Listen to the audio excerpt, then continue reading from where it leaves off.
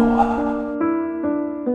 Maligayang pagbabalik sa channel, kaibigan. Ako ang ligaw na kaluluwa. At para sa storya natin ngayong araw, malalaman natin na paminsan-minsan may mga desisyon ng mga magulang natin na hindi natin maipaliwanag. Kaya halina, lumapit ka. May ikukwento ako sa iyo. Nire-record ko ito sa cellphone ko gamit ang mga kamay na parang hindi ko na nararamdaman. Sa tuwing pipindutin ko ang isang key, inaasahan kong ang mga kuko ko ay natatanggal. Kasalukuyan akong nakakulong sa banyo ng aming tahanan nung bata pa ako. Ito lang ang kwarto na may mabigat na deadbolt na lock at naririnig ko silang kumakaluskos sa labas. Leo! Anak, lumalamig na ang bulalo. Ayaw mo bang kumain para lumaki ka ng malakas? Sigaw ni nanay. Ang ritmo ng boses niya ngayon ay parang pakpak ng salagubang. Kailangan kong matapos itong recording bago mamatay ang telepono ko o bago nila mahanap ang ekstrang susi. Pakiusap, kung may nakakarinig nito, sabihin mo sa akin na baliw lang ako. Sabihin mo sa akin na nagkakaroon lang ako ng psychotic break. Pero natagpuan ko ang diary at hindi nagsisinungaling ang diary. Lumipat ako ng bahay, 6 na buwan na ang nakalilipas. Ang mga magulang ko, sina Elena at Mark, ang golden couple sa aming lugar. Si nanay ang tipo ng taong naghahatid ng mga sobrang ulam sa mga kapitbahay.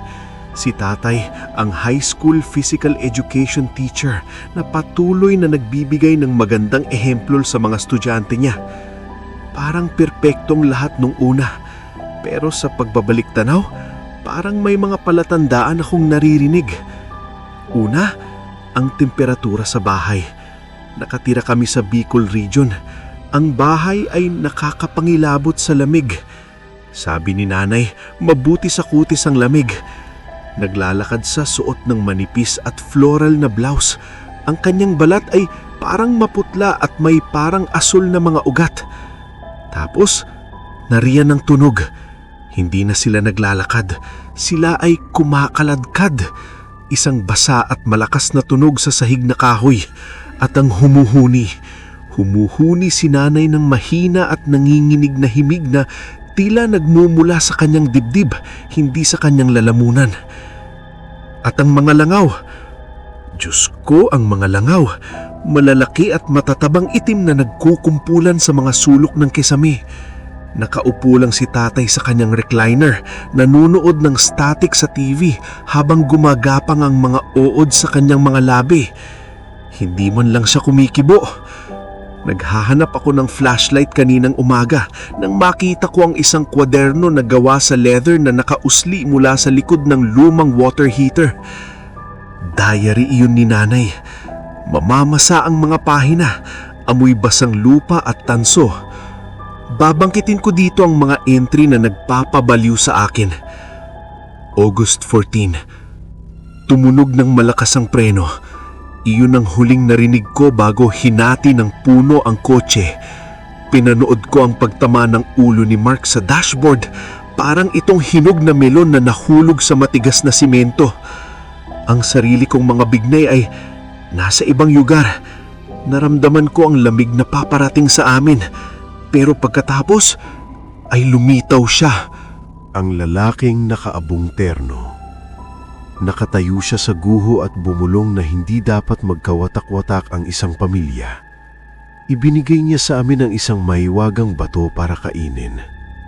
Sabi niya, hanggat pinapanatili naming puno ng sariwang buhay ang bato na ito, ay maaari kaming manatili.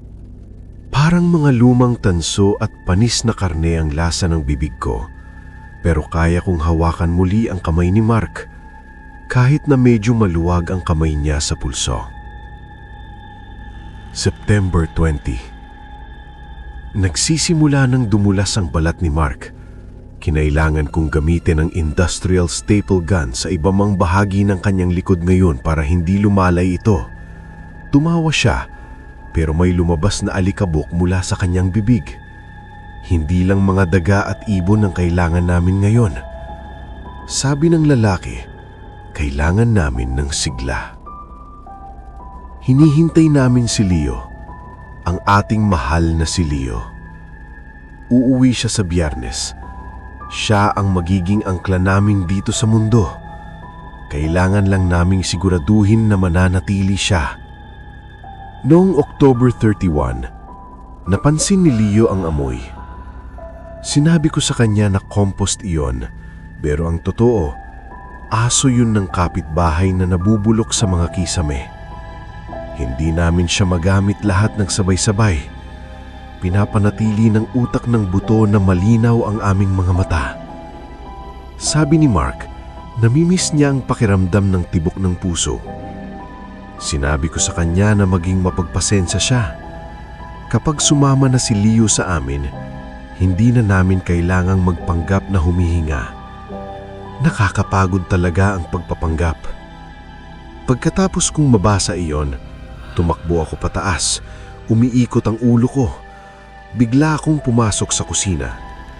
Nakatayo si nanay sa counter. Naghahanda ng hapunan. "Nay," hingal na sabi ko, "anong nangyari noong Agosto?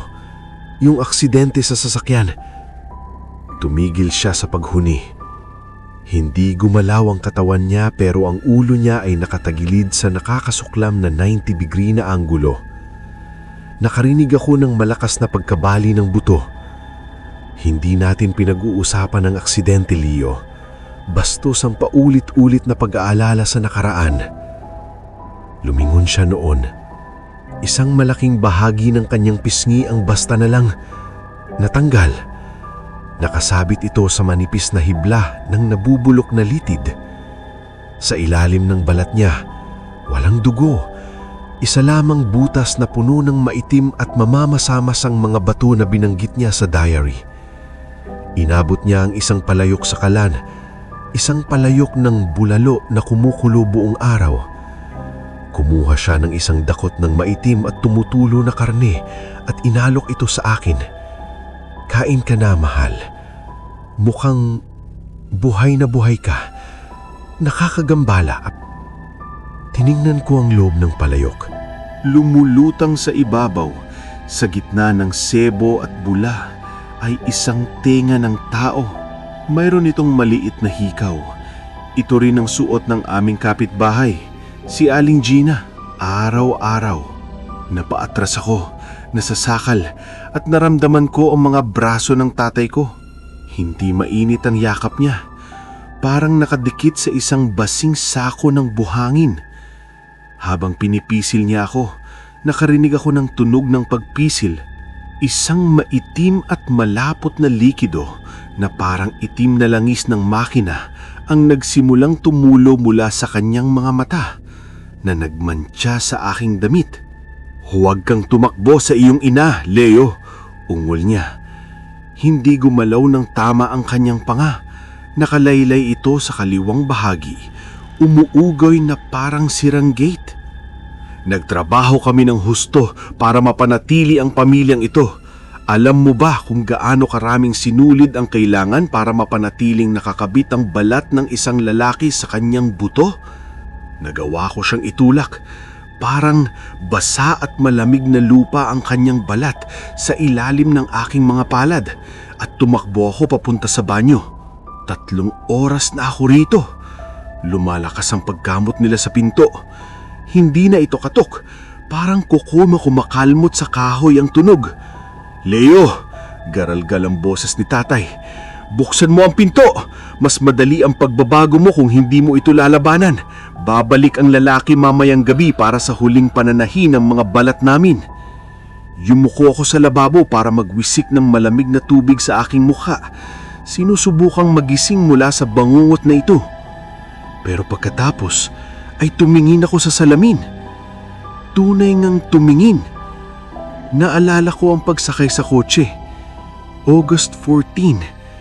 Nasa likurang upuan ako. Naalala ko ang puno. Naalala ko ang amoy ng gasolina at ang tanawin ng ulo ng aking ama na natiklop na parang papel. Tinignan ko ang sarili kong lalamunan sa salamin. May manipis at tulis-tulis na linya na bumabalot sa aking liig. Kinakapa ko ito gamit ang naninginig na daliri. Hindi masakit ang balat. Bumukas lang. Ito, sa loob ng sugat, walang lalamunan o ugat. Mayroon lamang makapal at itim na sinulid na maayos na tinahi ang aking ulo sa aking mga balikat. At doon, nakasiksik sa puwang ay ang parehong maliliit na bato na binanggit ni nanay sa diary niya. Hindi ako ang nawawalang piraso dahil buhay ako. Ako ang nawawalang piraso dahil ako lang ang hindi pa nakakaalam na nabubulok na sila, na nabubulok na kaming pamilya. Tumigil na ang pagkamot. Leo! Bulong ni nanay mula sa butas ng susi. Naririnig ko ang pagkahulog ng palaman sa ilalim ng balat mo, mahal ko. Lumabas ka at hayaan mong ayusin ka ni nanay. Nakatingin ako sa bintana. Ang taas ng bagsak. Pero kung tatalon ako, masisira ba ang katawan ko? O sasabog na lang ba ako parang nalaglag na supot ng bigas? Hindi ko alam ang gagawin ko. Anong gagawin ko? Tatalon ba ako o hahayaan ko na lang siyang tahiin ako ulit? Nababaliw na ako. Iba na ang tunog sa pasilyo. Hindi na ginagamit ni tatay ang kanyang mga kamay para kumatok. Parang inuumpog na lang niya ang kanyang ulo sa pinto. Sa tuwing tatamaan niya ito, naririnig ko ang basa at parang putik na tumatama sa dingding. Nakatayo ako ngayon sa inidoro, inaabot ang lock ng bintana. Kulay violet na ang aking mga kamay at kapag ginagalaw ko ang aking daliri, naririnig ko ang mga buto na gumagalaw sa loob. Kung tatalon ako, 12 talampaking pagkalaglag sa driveway. Kung tatama ako sa semento, mamamatay ba ako? Siguro, malalaman ko na ang sagot.